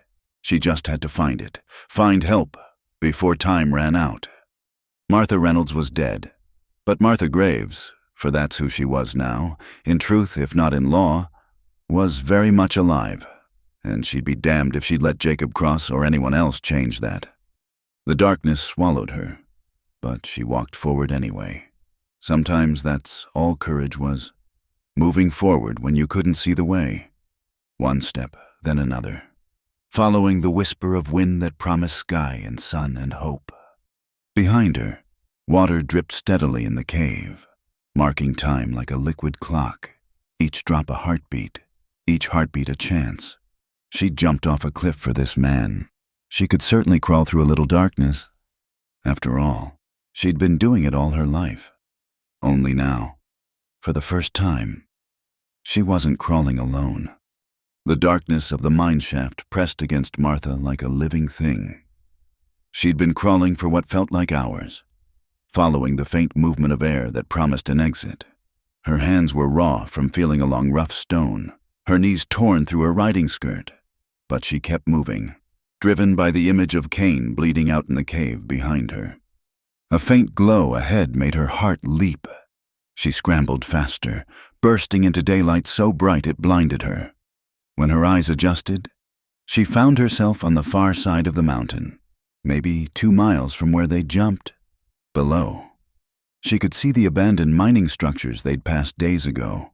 Silver Creek Camp, if memory served. But it wasn't abandoned now. Smoke rose from the old cookhouse chimney, and horses stood in the corral. Her first instinct was to hide, but then she saw the wagon parked beside the main building. A medical wagon, with Dr. Marcus Webb, physician, painted on the side in fading letters. Martha half ran, half slid down the hillside, small rocks cascading around her. A man emerged from the cookhouse at the noise, hand moving to the pistol at his hip. Then he saw her, bloodied, torn, desperate, and his hand shifted to steady her instead. "Easy there, miss. What happened to you?" "My husband," she gasped. "Shot in the caves below the canyon. He's dying." The man's face sharpened with urgency. "Doc, we got wounded." Dr. Webb appeared, a thin scarecrow of a man with intelligent eyes behind wire spectacles. He took one look at Martha and started barking orders. "Thompson, get my bag and the stretcher. Martinez, saddle the horses. Miss, can you lead us back?" "Yes, but hurry. He's lost so much blood." "Save your breath for guiding us." Doctor Webb was already gathering supplies with practiced efficiency. "Thompson, bring the laudanum and extra bandages. Sounds like we'll need them." Within minutes, they were moving. Martinez led a pack mule loaded with medical supplies, while Thompson, the man who'd first seen her, helped Martha onto a spare horse. Every bounce sent fire through her exhausted body, but she gritted her teeth and pointed the way. "What were you folks doing out here?" Thompson asked as they rode. "This is dangerous country." "Running," Martha said simply. "Men were chasing us, wanted us dead." Thompson exchanged glances with Martinez. "Bounty hunters, Worse. They found the pool at the base of the cliff, and Martha's heart sank. The climb down looked impossible with wounded to carry back up, but Martinez produced ropes from the pack mule, rigging a system with the ease of long practice. "He used to work rescue in the mines," he explained. "Before they played out, Doc here was the company physician. We've hauled plenty of broken men out of dark holes." The cave was as Martha had left it, but Kane looked worse. His skin had gone gray as ash, and his breathing was shallow, labored. "Doctor." Webb knelt beside him, fingers finding pulse points, checking the wound with gentle efficiency. "Bullet still in there," he murmured. "Pressing on the lung, maybe nicked an artery. I need to operate now or we'll lose him." "Here," Martha stared at the cave floor. "But here or nowhere. Thompson, set up the lanterns. Martinez, boil water if you can manage it. Miss, I need you to hold him steady. This is going to hurt, and he might fight." What followed was the longest hour of Martha's life. "Doctor." Webb worked with steady hands despite the crude conditions, extracting the bullet while Thompson held lanterns and Martinez stood ready with instruments. Kane came to during the procedure, teeth clenched against the screams trying to escape. Martha held his shoulders, whispered meaningless comfort, felt him shudder with agony. "Almost there." "Doctor," Webb muttered, sweat beading his forehead. "Just a little." "There." The bullet came free with a wet sound. Fresh blood flowed. But the doctor was ready, packing and stitching with speed that spoke of battlefield experience. "You were in the war," Martha said. It wasn't a question. "Both sides. When they'd have me." Webb didn't look up from his work. "Patched up boys in blue and gray alike. Bullets don't care about politics." When he finally sat back, Kane's breathing had eased. Color hadn't returned, but the gray had retreated a shade. "He'll live?" Martha asked. "If we can get him somewhere clean, keep the fever down, prevent infection." Webb cleaned his instruments methodically. 50-50 chance. I'd say better than the 0 he had without help." They rigged a stretcher between two horses for the journey back to Silver Creek Camp. Kane drifted in and out of consciousness, muttering things that made no sense, names Martha didn't recognize, battles she'd only heard about, and once, clearly, "Sarah, I'm sorry." Martha's heart clenched, but she kept her face neutral. The doctor watched her with those intelligent eyes, reading more than she'd like. "You're not really his wife," Webb said quietly as they rode. "I am now." Martha met his gaze steady. "Way I see it, you jump off a cliff with someone. You're married in every way that counts." Webb smiled slightly. "Can't argue with that logic." Silver Creek Camp had been transformed into a makeshift medical station. Webb, it turned out, traveled the mining camps and remote settlements, providing care where none existed. Thompson and Martinez were his assistants, guards, and friends, former miners who'd taken up a different kind of life-saving work. They got Kane settled in a clean bed in what used to be the foreman's quarters. Martha refused to leave his side, helping change bandages, spooning water between his cracked lips, fighting the fever that came with the second night. "Tell me about the men chasing you," Webb said during one of his checks. "I need to know if they might come here." Martha hesitated, then told him everything. Cross, the silver smuggling, the conspiracy that seemed to reach from Red Dust to Austin. Webb listened without judgment, occasionally asking clarifying questions. "Jacob Cross," he said when she finished. "I've patched up his handiwork before. Man's got a talent for creating widows." "You know him?" "Know of him. Worked for the mining companies during the boom, breaking strikes and eliminating problems. When the silver played out, he went freelance." Webb adjusted his spectacles. "If he thinks you're dead, he might move on. But if he has doubts..." "He'll keep looking," Martha finished. "We can't stay here. Your man can't travel for at least a week. Moving him now would kill him sure as a bullet." Martha looked at Kane's still form, weighing terrible options. Stay and risk cross-finding them. Run and watch Kane die. Neither choice offered much hope. There might be another way, Thompson said from the doorway. He'd been standing watch, rifle in hand. The old mine shaft, Tanner's Glory, they called it, goes deep into the mountain. Connects to a whole system of caves. Indians used them for ceremonies before the miners came. Plenty of places to hide. Fresh water from underground springs. And if Cross searches the camp? Martha asked. We tell him the truth. Doctor and assistants, treating whoever needs help. No one else here. Martinez smiled grimly. Wouldn't be the first dangerous men we've misdirected. Part of the job out here. Martha made her decision. Show me these caves. The entrance to Tanner's Glory was concealed behind a collapse that looked natural but wasn't. Thompson led her through. Lantern held high. The passages beyond were smooth, carved by water over millennia. Someone had improved them. Wooden walkways over drops, rope guides along narrow sections. Miners used the front sections, Thompson explained. But they stopped when they found the Indian signs. Sacred ground. They said, bad luck to dig here. You believe that? I believe in respecting what you don't understand. And these caves, they're different, peaceful, maybe like they're waiting for something. They prepared a chamber deep in the system, carrying in supplies and medical equipment. When Kane was stable enough to move, they transferred him carefully. Martha's heart in her throat with every jostle. 3 days passed in the darkness lit by lanterns. Kane's fever broke on the second night, and he woke clear-eyed for the first time since the shooting. Martha, his voice was whiskey rough. What is this place? Somewhere safe. She squeezed his hand. You've been shot, Doctor. Webb saved your life. Webb? Kane frowned. Marcus Webb, tall drink of water. Looks like a schoolmaster. You know him? Patched me up once before, after Antietam. He tried to sit up, winced, lay back down. Good man. Better, Doctor. He said you'll recover, if you rest and don't do anything stupid. It defines stupid. Jumping off cliffs, for one.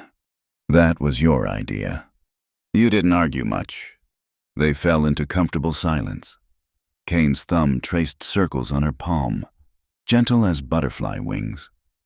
Martha felt something unknot in her chest, tension she'd carried so long she'd forgotten it was there. Martha, he said eventually. What Cross said about who hired me. I told you I don't care. You should. The man with the star scar. The one you saw with Thornton, I think I know who he is. Kane's eyes were dark with memory. Thomas Ashford. Used to run with Quantrill's raiders during the war. After, he went respectable. Got into politics. Mining. Anything that paid. Last I heard, he was working for someone high up in Austin. You think he hired you? Makes sense. He'd know about me and Cross. Know I'd take the job personal. And if you could identify him as part of the smuggling, he'd want me protected until I could testify. Then you'd have an accident. Witnesses are only useful until they've witnessed. Martha absorbed this. Another piece in a puzzle that seemed to grow more complex with each revelation. So what do? We get healthy, we get armed, and we get smart. Kane's grip tightened on her hand. This isn't just about survival anymore. It's about justice. For you, for Sarah, for all the people caught in their games. That's a lot of justice for 2 people to deliver. 3, Doctor, Webb said from the entrance. They hadn't heard him approach. 4 if you count Thompson. 5 with Martinez. You're not alone in this. Doc! Kane started, but Webb waved him off. I've spent years patching up the damage men like Cross leave behind. Might be time to try prevention instead of cure. On the 5th night, as Kane slept peacefully and Martha kept watch, she heard something echoing through the caves. Horses, Voices. Her blood chilled as she recognized Cross's cultured tones. And said they came this way. Doctor and 2 assistants, my source claimed. Webb's voice, calm and professional. That's right. We treat whoever needs help. Had a gunshot victim last week. Fever case before that.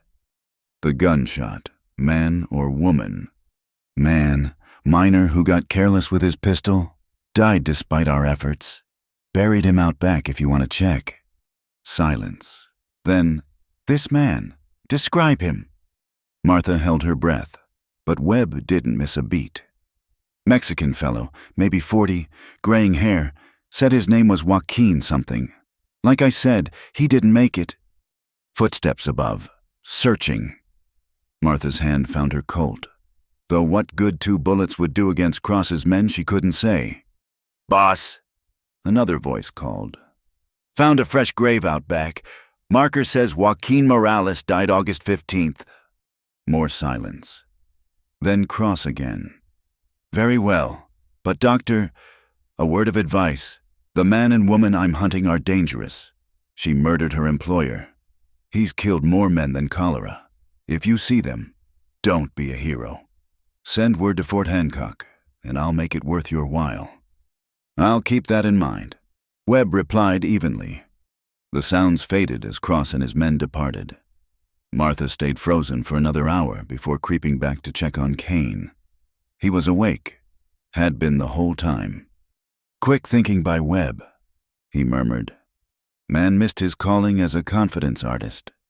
Thompson and Martinez must have dug that grave, made that marker. Martha shook her head in wonder. Why would they risk so much for strangers? Maybe because they're tired of men like Cross riding roughshod over everything decent. Maybe because Webb took an oath to do no harm, and he considers letting Cross have us harmful. Kane shifted, testing his healing body. Or maybe they just don't like being told what to do. When can you travel? Few more days, week at most. He caught her look. I know you want to run now, but we've got advantages here. Allies, shelter, time to plan. Cross thinks we're dead or gone. Let's use that. Martha wanted to argue, but knew he was right. They'd been reactive since red dust, always running, always one step behind. Time to change that. All right, she said. We stay. We plan. But Kane, next time we jump off a cliff. I want a better landing strategy. He laughed, then winced as it pulled at his wounds. Deal, though I'm hoping our cliff-jumping days are behind us. Martha settled beside his bed, taking comfort in his steady breathing. Outside the caves, Cross hunted for ghosts. Inside, 2 survivors planned their resurrection. The old mining camp had become a fortress of sorts, protecting secrets deeper than any silver vein, and in the darkness lit by lantern glow. Martha Graves, for that's who she truly was now, began to believe they might actually live to see justice done. The caves seemed to approve, their ancient silence wrapping around the conspirators like a benediction. Some places were meant for endings, others for beginnings. This felt like both. The cave had become a war room, maps spread across makeshift tables, marked with Cross's known movements, supply routes, and potential allies. 10 days had passed since the search, and Kane could finally stand without the world spinning. Martha watched him pace, noting how he favored his right side, how his hand occasionally pressed against the bandages. Ashford's the key, Kane said, studying a map of Austin. He's the one pulling strings, using Cross as his hunting dog. We expose him, the whole thing unravels. Except he's 300 miles away in the capital, Thompson pointed out. Surrounded by politicians and guards. Might as well be on the moon. Doctor, Webb adjusted his spectacles, examining a letter Martinez had retrieved from Fort Hancock. Maybe not. According to this, there's a federal investigation into silver smuggling. Judge William Harrigan from San Antonio is leading it. He'll be in El Paso next week, taking testimony. Harrigan straight as a wagon track. Kane nodded. Fought with him at Shiloh. If we can get to him. Martha interrupted. Cross has men watching every town between here and El Paso. The moment we show our faces, we're dead. Not if we're already dead, Martinez said quietly. Everyone turned to look at him. The usually silent man smiled. Cross thinks you jumped and died, so we give him bodies to find. The plan was audacious in its simplicity. Thompson knew of 2 drifters who died of fever in a camp nearby, unclaimed bodies that roughly matched Kane and Martha's descriptions, with some creative damage to make identification difficult. They could stage a convincing scene at the base of the cliff. It's morbid, Webb said, but it might work. Cross is arrogant enough to believe what he wants to see. They prepared carefully. Martha cut her hair short, dyeing it black with ink and herbs. Kane grew his beard out full, walked with a manufactured limp from an old mining accident. They became Samuel and Margaret Dalton, heading to California to join Margaret's fictional sister. The night before leaving the caves, Martha sat with Kane on a ledge overlooking the underground river. Lantern light danced on the water, creating patterns that shifted like living things. Are you ready for this? Kane asked. Ready to stop running, yes. Ready to face whatever comes, I have to be. He was quiet for a moment. After this is over, after we testify and Ashford hangs, what then? Martha had been avoiding that question.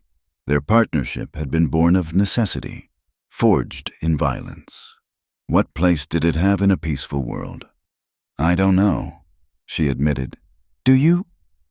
I used to think I'd hunt Cross until one of us died. That's all I had after Sarah. He turned to look at her, eyes reflecting the water's light.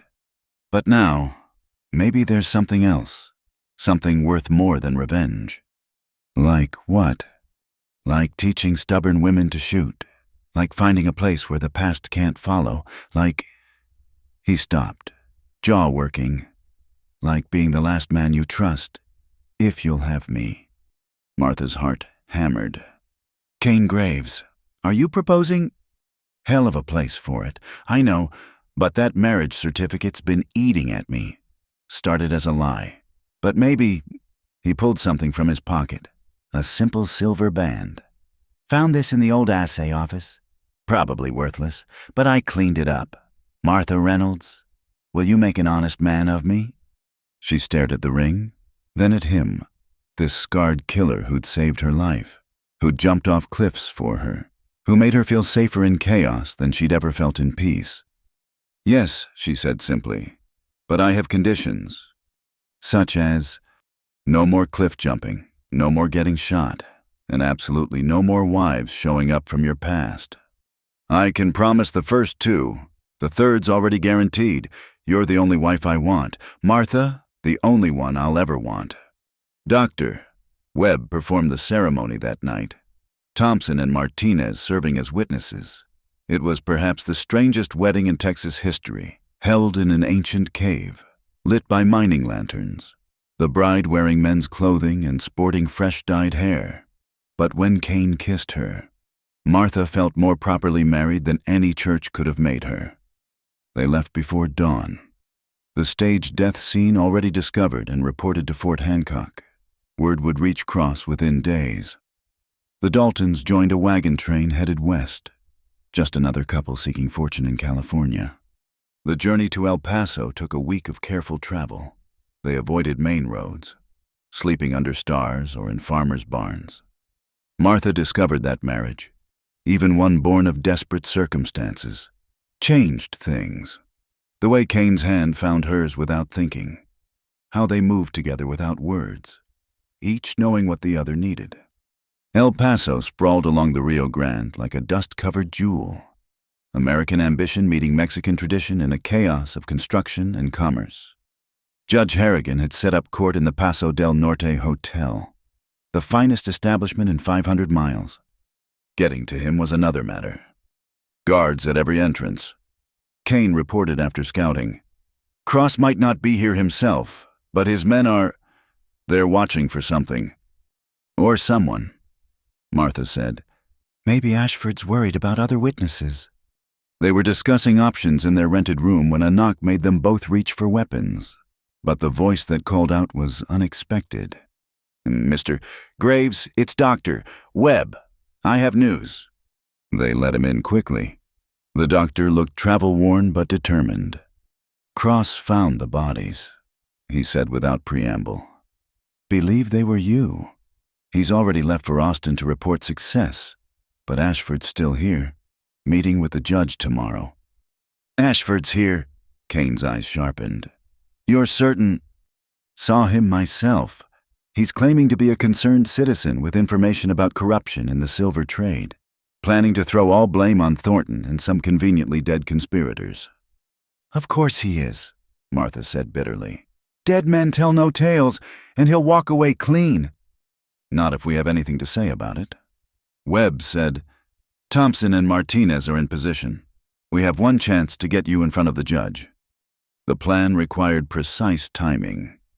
The next morning, as Ashford entered the hotel for his appointment, Martha would already be inside. Having gained entry as a maid, Kane would create a distraction outside, drawing guards away. Webb would escort Martha directly to the judge, presenting her as a surprise witness. "And if Ashford recognizes me?" Martha asked. "Then we improvise," Kane said grimly. "I'll be close. He won't hurt you again." The morning came too soon. Martha, dressed in a maid's uniform Webb had procured, entered through the service entrance at dawn. The hotel was already bustling. Politicians, businessmen, and lawmen filling the halls with important conversation. She was dusting a hall table when Thomas Ashford walked past. Martha's breath caught. He was exactly as she remembered. Thin mustache, cold eyes, and yes, the star-shaped scar on his left hand as he adjusted his coat. He passed within 3 feet of her without a glance. Just another invisible servant. Outside, she heard commotion, Kane's distraction beginning. Shouts about a horse thief, guards rushing to help. Webb appeared at her elbow. "Now," he whispered. They moved quickly through the hotel, Webb's respectable appearance opening doors. At the judge's suite, Webb knocked authoritatively. "Dr. Marcus Webb to see Judge Harrigan.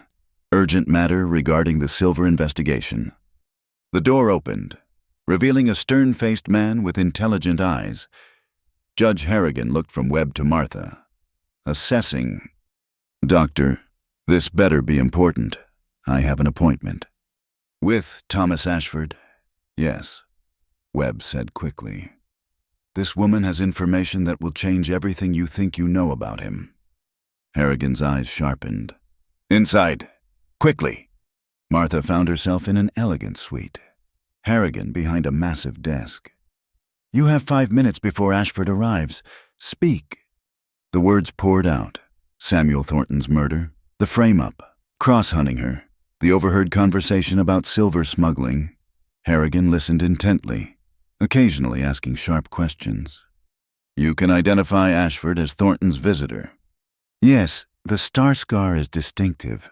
And his voice, I'd know it anywhere." "But you have no physical proof, no documents." Martha's heart sank. "No, but—" A knock interrupted. "Judge Harrigan Thomas Ashford for his appointment." Harrigan looked at Martha, decision crystallizing in his eyes. "Get behind that screen. Don't move. Don't speak until I tell you." Martha barely had time to hide before Ashford entered. Through the carved wooden screen, she could see him clearly, confident, polished, a respectable citizen ready to perform his civic duty. "Judge," Ashford said smoothly. "Thank you for seeing me. I have information about corruption in the territorial government that I think you'll find illuminating." "Please, sit," Harrigan said. "Tell me everything." Ashford spun a masterful tale. Thornton as the mastermind, using his saloon to coordinate smuggling, bribing officials, murdering those who wouldn't cooperate. Even poor Eliza Moore, the saloon girl who discovered too much and had to be silenced. "Though I heard she escaped custody," Ashford added. Probably fled to Mexico. These types always do. Indeed, Harrigan said dryly. And you knew nothing of this until recently. I had my suspicions. I even confronted Thornton once, told him I knew what he was doing. He threatened me, said I'd regret interfering. Ashford touched his scarred hand absently. I should have gone to the authorities then, but I was frightened. Understandable. And you never participated in this smuggling? Never. I'm a legitimate businessman. Judge, my reputation speaks for itself. It does indeed. Harrigan agreed. Tell me, Mr. Ashford, do you know a man named Jacob Cross? A flicker of something crossed Ashford's face. I've heard the name. A bounty hunter of sorts. Of sorts. He's been very busy lately, hunting 2 people across half of Texas. A man and woman who supposedly murdered Samuel Thornton. Well, the woman did kill him. How do you know that? Harrigan's voice was sharp now. The only witness was supposedly the sheriff who found her. Unless you have other information. Ashford shifted uncomfortably. It's common knowledge. Miss Moore, Harrigan called. Please join us.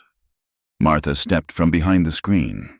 The color drained from Ashford's face as if someone had opened a vein. You, he breathed. Hello, Mr. Ashford, Martha said calmly. Or should I call you what Thornton did, partner? What happened next was almost too fast to follow. Ashford lunged to his feet, hand diving into his coat. But the door burst open and Kane was there, tackling Ashford before he could draw. They crashed into the desk, papers flying. Nobody move. More men poured in. Federal marshals Harrigan had positioned outside. In seconds, Ashford was face down on the expensive carpet, hands bound.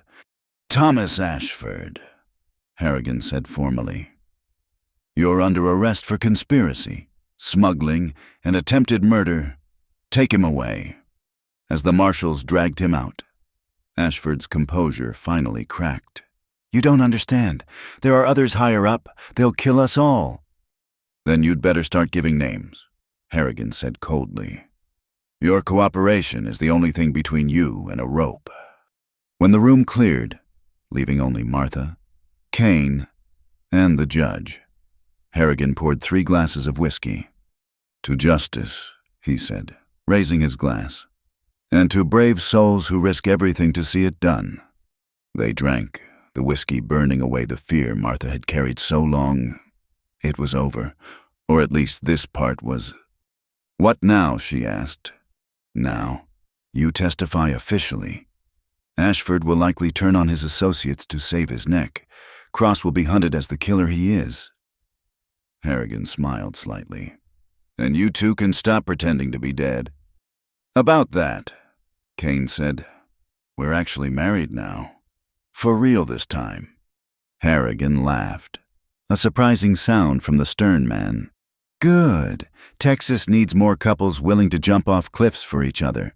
Metaphorically speaking. That night, in their hotel room, a real bed for the first time in weeks, Martha lay in Kane's arms watching the stars through the window. No more running, she said. No more hiding, he agreed. Though I'm keeping the beard, you said it made me look distinguished. I said it made you look less like a wanted poster. Same thing. They were quiet for a moment, listening to El Paso settling into sleep. Somewhere out there, Cross was discovering his failure. Ashford was spilling secrets to save his skin. The machinery of justice, creaky but functional, was grinding into motion. What, Doctor? Webb said about finding a place where the past can't follow, Martha said. You think such a place exists? If it doesn't, we'll build it, Kane said simply. You and me, maybe that ranch you dreamed about as a girl. Horses instead of gunfights. Tomatoes instead of outlaws. You'd make a terrible farmer. Probably, but I'd be your terrible farmer. Martha smiled, feeling peace settle into her bones like morning sun. They'd survived.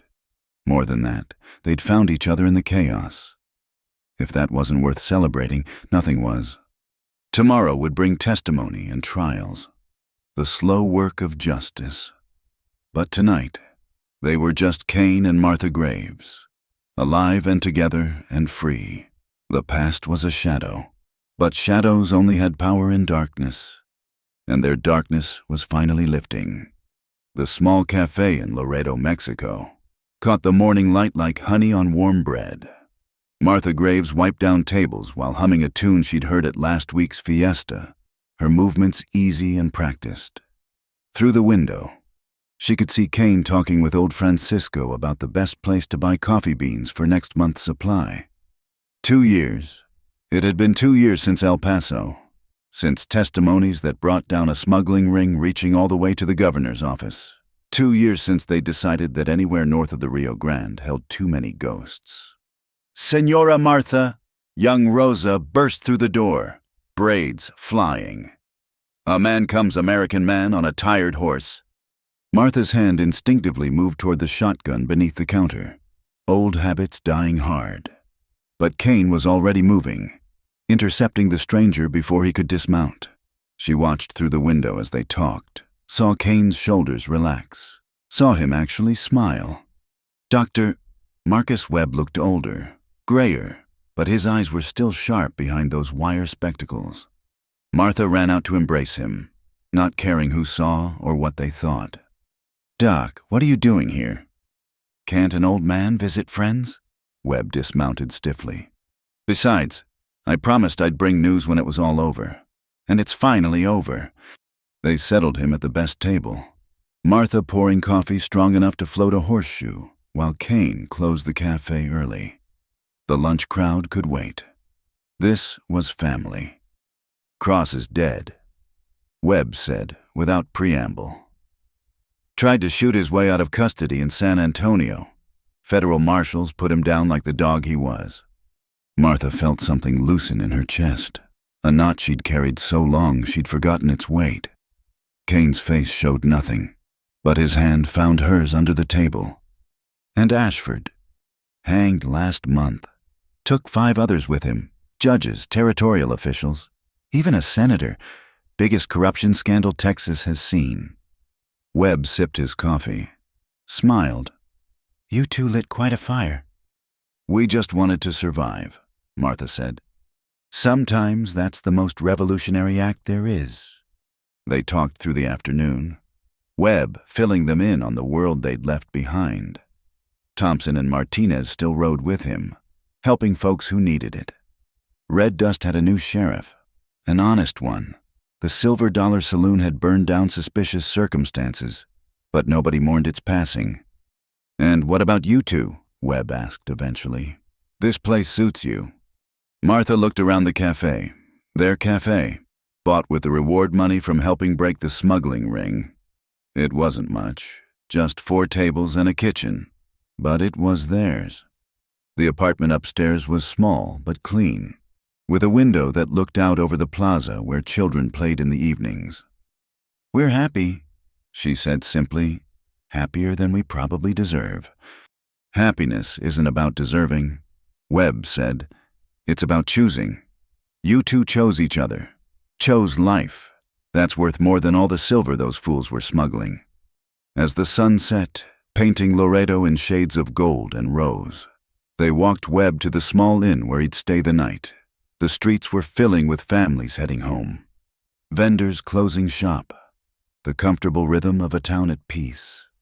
"I should tell you," Webb said as they reached the inn. "There was a marshal asking about you two, from Austin." Martha tensed, but Webb raised a calming hand. "Not like that. He wanted to thank you. Said what you did, testifying despite the danger, saved a lot of lives. Wanted to offer you positions, investigators, something like that." "And," Cain asked. "I told him Mr. and Mrs. Graves died jumping off that cliff. Tragic loss. The Daltons, they went to California. Haven't heard from them since." Webb smiled. "Figured you'd had enough of that life." "You figured right," Martha said, hugging him again. Some ghosts should stay buried. That night, after Webb had retired and the cafe was closed, Martha found Kane on their small balcony, watching the stars, the same stars that had witnessed their flight across Texas, their desperate jump, their unexpected love. Regrets, she asked. Joining him. About Cross, no, he chose his path. Kane pulled her close. About any of it, not a single one. Every bullet, every mile, every scar led me here, led me to you. Sweet talker. I learned from the best. Remember that first night in the cave? Touch me deeper, you said. Martha laughed, embarrassed. I was half dead from exhaustion, and I said I'd never find my way out. He turned to face her fully. I was right. I'm still lost in you. Martha Graves, hope I never find my way out. That's good, she said, because I'm not letting you go. They stood together as Laredo settled into sleep around them, somewhere in Texas. Their old lives lay buried under assumed names and federal documents. But here, they were just Kane and Martha, brewing coffee and serving simple food to people who asked no questions about their past. A rider appeared at the plaza's edge, a young vaquero Martha recognized from the Delgado Ranch. He waved, calling out a greeting, and Kane waved back. Normal, peaceful, everything they'd killed to earn and nearly died to keep. The morning will be busy, Martha said eventually. It's market day. Everyone will want coffee. Then we'd better get some sleep. But they lingered a moment longer, unwilling to break the spell. In the morning, there would be coffee to brew and customers to serve. Rosa would come for her English lesson. Francisco would argue about politics. Life would continue its gentle rhythm. You know what I think, Martha said. I think Sarah would be happy, knowing you found peace, knowing you found love again. Kane was quiet for so long, she thought she'd overstepped. Then, I think you're right. She always said I needed to learn when to put the guns down. Just took me a while to find a reason. And now I make terrible coffee and let my wife teach me Spanish and try to remember that not every stranger is a threat. He kissed her forehead. It's a good life, Martha. Better than I ever dreamed I'd have. We built it together, she reminded him. Every sunrise we wake up choosing each other, choosing this. That's the real miracle. The next morning came as they always did in Laredo, soft and golden, full of possibility. Martha opened the cafe early, the smell of fresh coffee drawing customers like a prayer. Kane handled the kitchen, his battlefield precision translated into perfect eggs and fresh tortillas.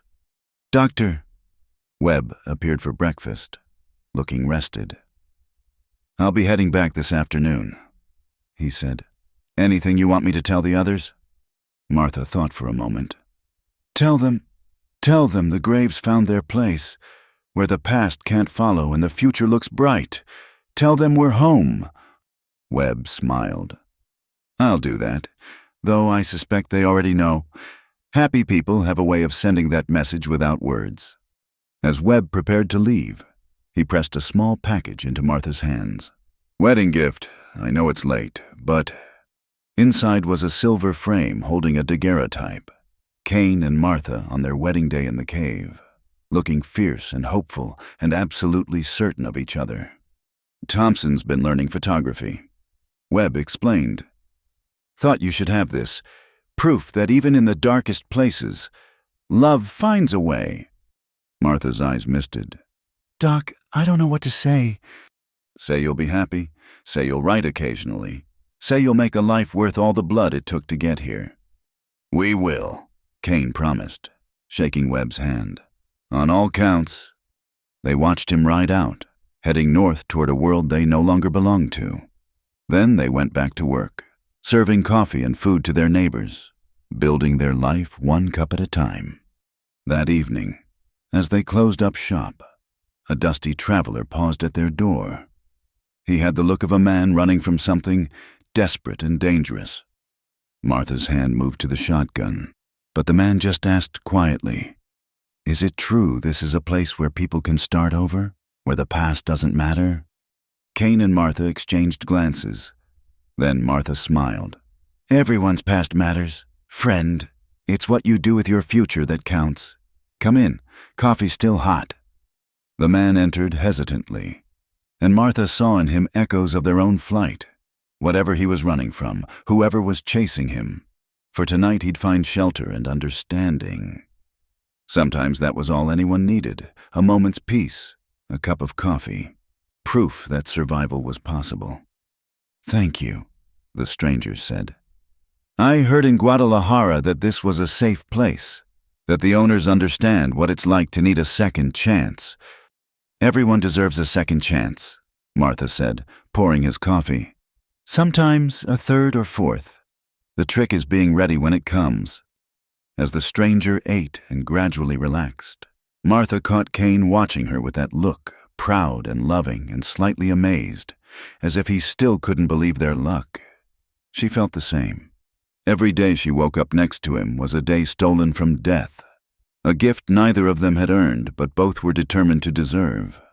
Later, after the stranger had gone to find lodging and the cafe was locked tight, they climbed the stairs to their small apartment. The daguerreotype now sat on their dresser, a reminder of where they'd been. But the present was here, in their simple bed, in each other's arms, in the life they'd built from ashes and determination. No more running, Martha murmured against Kane's chest, echoing words from long ago. No more hiding, he agreed, pulling her closer. Just living, just this. Outside, Loreto slept peacefully under star-drunk skies. Inside, two souls who'd walked through hell found heaven in each other's breathing, in the simple miracle of waking up together, of choosing love over fear every single day. The past was a country they'd fled. The future stretched ahead like an open road. But the present, this moment, this breath, this choice to keep believing in tomorrow, that was theirs entirely. And it was enough. More than enough. It was everything. Thank you so much for listening to this Wild West love story. I hope Martha and Kane's journey touched your heart as much as it touched mine while sharing it. I'd love to know where in the world you're listening from. Please drop a comment below and let me know your thoughts about their adventure. Did you think they'd make it? What was your favorite moment? If you enjoyed this tale of love conquering the harsh realities of the Old West, please consider subscribing to Wild West Night for more stories of courage, redemption, and romance on the frontier. Hit that like button if this story moved you. And don't forget to click the hype button to help this story reach more listeners who love tales of the American West.